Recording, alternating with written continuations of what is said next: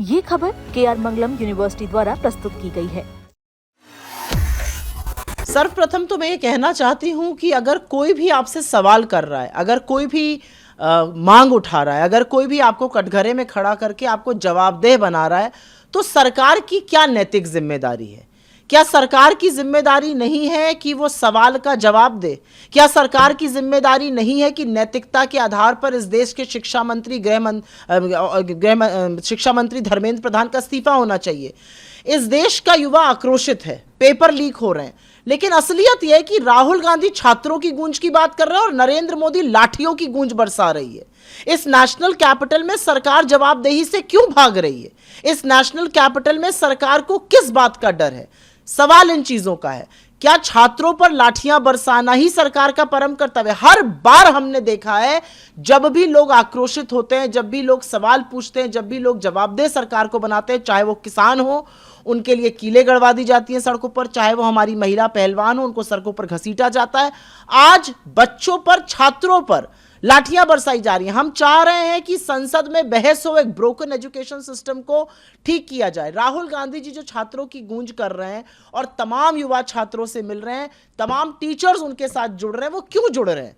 क्योंकि उनको यह विश्वास है कि एक राहुल गांधी पूरी प्रतिबद्धता से उनके साथ जुड़े हुए हैं। वो एजुकेशन सिस्टम जो पूरी तरह से ध्वस्त हो चुका है, उसके पुनर्जीवन की, उसकी रीइमेजिनेशन की बात कर रहे हैं। इस सरकार को क्या मतलब है एजुकेशन से? इनकी खुद की डिग्रियां नकली हैं, इनको फर्क ही नहीं पड़ता एजुकेशन रहे ठीक या ना रहे। धर्मेंद्र प्रधान को अपने पद पर बने रहने का क्या नैतिक हक है? इस बात का जवाब दिया जाए। मुझे नहीं पता किस मसले को लेकर हो रहा है। अगर ये सरकार के अंदर थोड़ी भी नैतिकता होती तो ये लोगों की बात सुनते, ये जनता के आक्रोश को समझते, जनता की जवाबदेही जो जनता इनके तय करना चाहती है उसको जवाब देते। ये सरकार किसी से मिलने नहीं आई। आपने सोनम वांगचुक जी का नाम लिया, वो वहां बैठे हुए थे, उनकी अब खैर मांग बदल गई है, मैं समझ नहीं पाई। उनकी मांग तो हटाने की थी धर्मेंद्र प्रधान जी को, अब सिर्फ मुलाकात की बात हो रही है, उस पर मैं टिप्पणी नहीं करना चाहती हूं। एक भी सरकार का नुमाइंदा आया मिलने? यह सरकार की असहनशीलता, असंवेदनशीलता, यह सरकार की कहीं ना कहीं निर्दयता दिखाता है। इस सरकार का जनता से नाता पूरी तरह से टूट चुका है।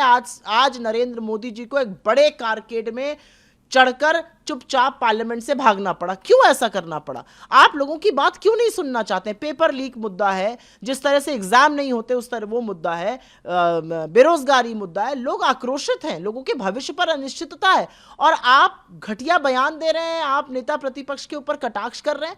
ये किस किस किस्म के प्रधानमंत्री हैं, मैं ये जानना चाहती हूँ। नहीं, पर मैं तो जानना चाहती हूँ जेपी नड्डा कौन है? जेपी नड्डा किस हैसियत से मिल रहे हैं? क्या जेपी नड्डा इस देश के शिक्षा मंत्री हैं? क्या वो प्रधानमंत्री हैं? क्या वो गृह मंत्री हैं?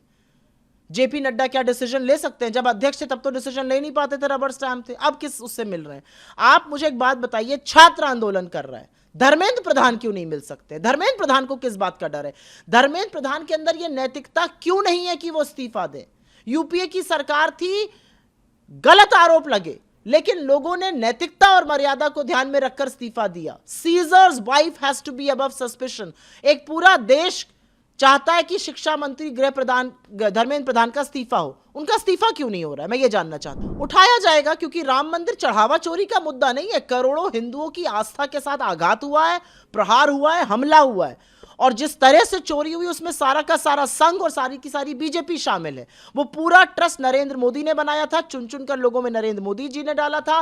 मोदी जी के बड़े चहेते चंपत राय बंसल जी थे, अनिल मिश्रा जी थे, तमाम अभी लोग जिनके नाम सामने भी नहीं आए, चाहे वो नरेंद्र सिंह हो, चाहे वो गोपाल राव हो, चाहे वो वीडियो और सीसीटीवी प्रभारी, रेडियो सीसीटीवी प्रभारी अर्जुन देव हो, जिसका 17 साल तक ट्रांसफर नहीं किया जाता, एसआईटी बनते ही ट्रांसफर कर दिया गया। इतने सारे लूप होल हैं उसमें, ये लीपापोती का काम क्यों किया जा रहा है? भगवान राम के दरबार में चोरी हुई है, करोड़ों हिंदुओं की आस्था पर प्रहार हुआ है, श्रद्धालु जवाब मांग रहे हैं। बजाय जवाब देने के ये सरकार इधर उधर मुद्दे से भटका रही है। ये सरकार तो भगवान का अपमान करती है, भगवान राम को छोटा दिखाकर नरेंद्र मोदी की उंगली उनके हाथ में थाम देती है। ये सरकार तो प्रभु हनुमान का वेशधारी को अपने जुलूस में नचवाती है। ये सरकार राम जी के कटआउट छोटे लगाती है, मोदी जी के बड़े बड़े लगाती है। ये तो ढोंगी हिंदू हैं। अगर ये वास्तव में हिंदू धर्म में यकीन करते, ये हिंदुत्व के ठेकेदार हैं, ये धर्म के ठेकेदार नहीं है। अगर ये हिंदू धर्म में, इनका सनातन संस्कृति में यकीन होता तो आज इन्होंने एक्शन लिया होता, बड़े बड़े मगरमच्छों को जो छोड़ा गया उनके खिलाफ कार्रवाई होती।